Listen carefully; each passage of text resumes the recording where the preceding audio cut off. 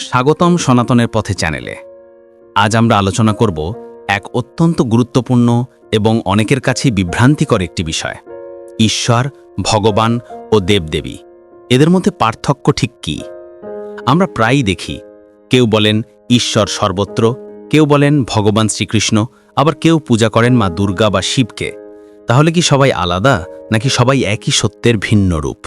চলুন সহজভাবে শাস্ত্রীয় আলোচনায় তা বুঝে নিই।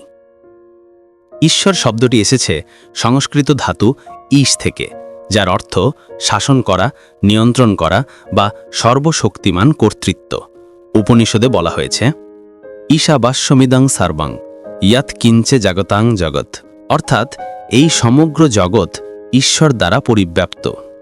ঈশ্বর হলেন সেই সর্বব্যাপী, নিরাকার, সর্বশক্তিমান চেতনা, যিনি সমস্ত সৃষ্টি, পালন ও প্রলয়ের মূল নিয়ামক। তার কোনো নির্দিষ্ট রূপ নেই, তিনি সর্বত্র বিরাজমান।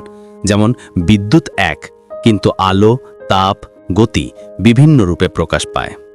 সুতরাং ঈশ্বর মানে হল সেই পরম সত্য, যিনি আকার নিরাকার দুই এবং যার মধ্যে সমগ্র সৃষ্টির অস্তিত্ব। এখন আসি ভগবান শব্দে। ভগবান শব্দটি এসেছে ভগ ধাতু থেকে, যার অর্থ ঐশ্বর্য বা দিব্য গুণ। বেদে বলা হয়েছে, ভগ ঐশ্বর্যস্য সমগ্রস্য ধর্মস্য যশস্য শ্রিয়ঃ, অর্থাৎ যার মধ্যে সম্পূর্ণ ঐশ্বর্য, ধর্ম, যশ, সৌন্দর্য, জ্ঞান ও বৈরাগ্য বিদ্যমান, তিনিই ভগবান। ভগবান মানে সেই ঈশ্বর যিনি রূপ ও ব্যক্তিত্ব ধারণ করে ভক্তের সঙ্গে সম্পর্ক স্থাপন করেন। যেমন শ্রীকৃষ্ণ, শ্রীরাম, বিষ্ণু, মহাদেব, এরা সকলেই ভগবানের রূপ, যারা করুণা এবং প্রেমের মাধ্যমে মানুষের কাছে ঈশ্বরীয় শক্তিকে প্রকাশ করেন। গীতায় শ্রীকৃষ্ণ নিজেই বলেছেন, অহং সর্বস্ব প্রভব মত্ত সর্বং প্রবর্ততে, অর্থাৎ আমি সকলের উৎস, আমাকেই জেনে মানুষ মুক্তি পায়। অতএব ঈশ্বর সর্বব্যাপী শক্তি হলে ভগবান হলেন সেই শক্তির ব্যক্তরূপ, যার সঙ্গে আমরা ভক্তি এবং প্রেমের সম্পর্ক গড়ে তুলতে পারি।